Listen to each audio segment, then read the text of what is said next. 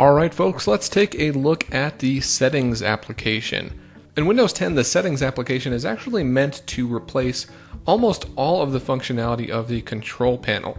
So those of you who have been using Windows for many years will know that the control panel really is used to change all sorts of settings. Well, most of those settings can now be accessed and updated directly from the Settings application. Depending on how you have your Start menu configured, you should have access to settings right in this area.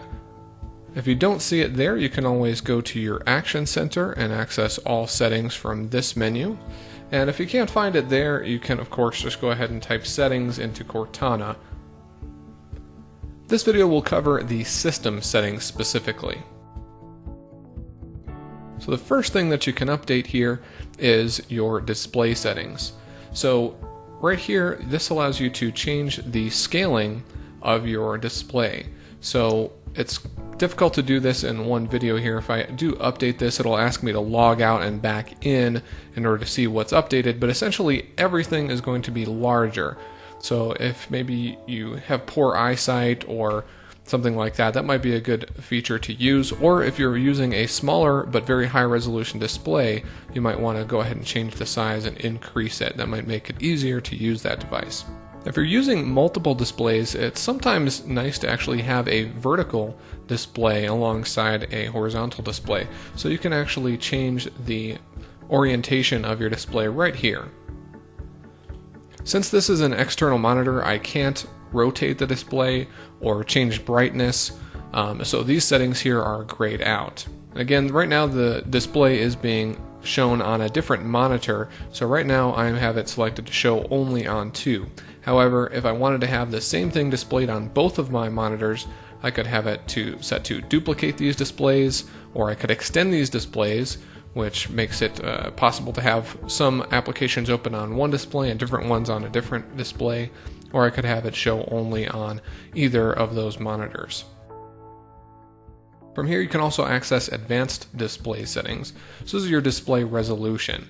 So this is the resolution of my monitor, so it's detected that automatically. However, I could decrease the resolution. There might be a few reasons why someone might want to do that. And then there's a few more very advanced settings down below there. In the notifications and actions section, there are a lot of great features and settings that you might want to access here.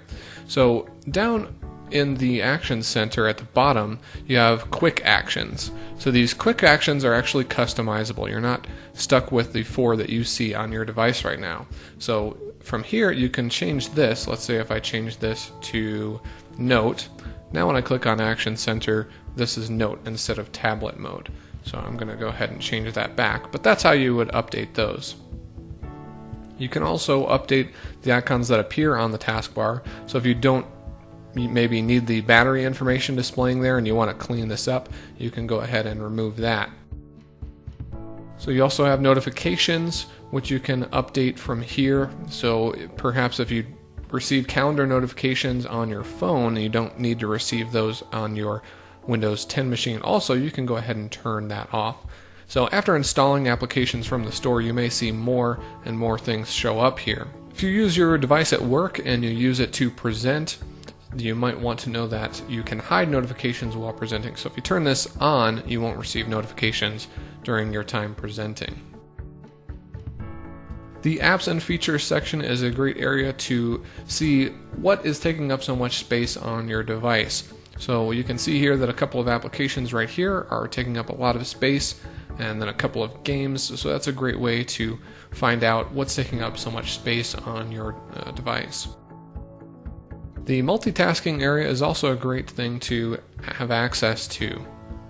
So you can automatically arrange windows by dragging them to the sides or corners of the screen. So if you have that on, when you go ahead and snap an application like that, it'll automatically resize. If I turn that feature off, that will not happen any longer. So if that annoys you for some reason, you can actually turn that off. And then if there are multiple applications open, so let's go ahead and open File Explorer.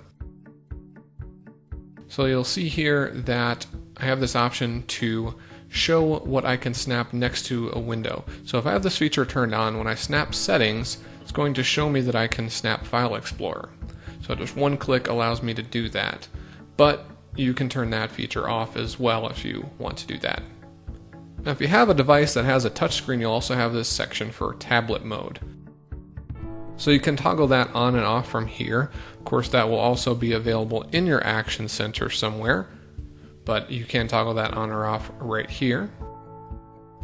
And then you can have it set to always go to desktop or always go into tablet mode when the device is powered on. So if you frequently use your device as a tablet and then power the device on, it might be easier to use if it's already in tablet mode, since you can't access the Action Center or those settings from the lock screen. When you remove a keyboard, you will, depending on what setting you have here, either automatically be switched into tablet mode, or you can be prompted with a notification to switch into tablet mode. So if you prefer to just have the device go ahead and do it for you, you can either you can select one of these options here so that that is done automatically. Now let me go ahead and show you tablet mode really quick here. You'll notice there are two applications open that are showing in the taskbar. If I switch to tablet mode, those icons are not in the taskbar. However, if I go ahead and switch this option, now I can see the applications that are open. So that would maybe make it easier for you to switch between applications while you're using a touchscreen. When your device is disconnected from power, you can enable battery saver mode, which does a number of things to reduce the amount of battery that is used.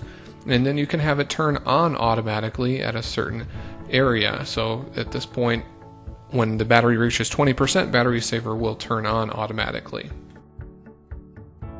Now personally, I never forget to turn my display off when I need it to be off, so I have this setting here set to never. What this means here is that when the device is on battery power, or when the device is plugged in, the screen will automatically turn off.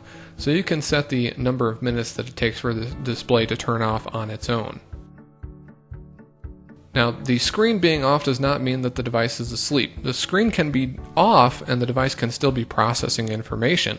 So perhaps you are encoding a video and you don't mind if the screen turns off so that you can save battery life, but you don't necessarily want it to go to sleep right away. You can set a separate amount of time that it takes before the device actually goes to sleep and stops processing information.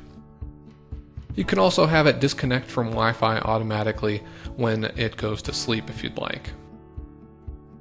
New to Windows 10 is Storage Sense.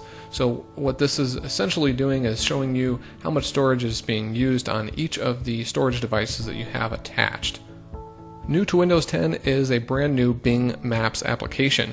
You can download maps so that you can use them offline. So that means if you're going to be traveling somewhere and you want to make sure you have access to maps, even if you're not going to have cellular coverage or Wi-Fi, you can go ahead and download those maps. This default apps section is one that is very helpful. So if you install a new music player like VLC or iTunes and you want to use that instead, when you click on a music file, you can go ahead and switch the default player right there. That's it for system settings. Thanks so much for watching.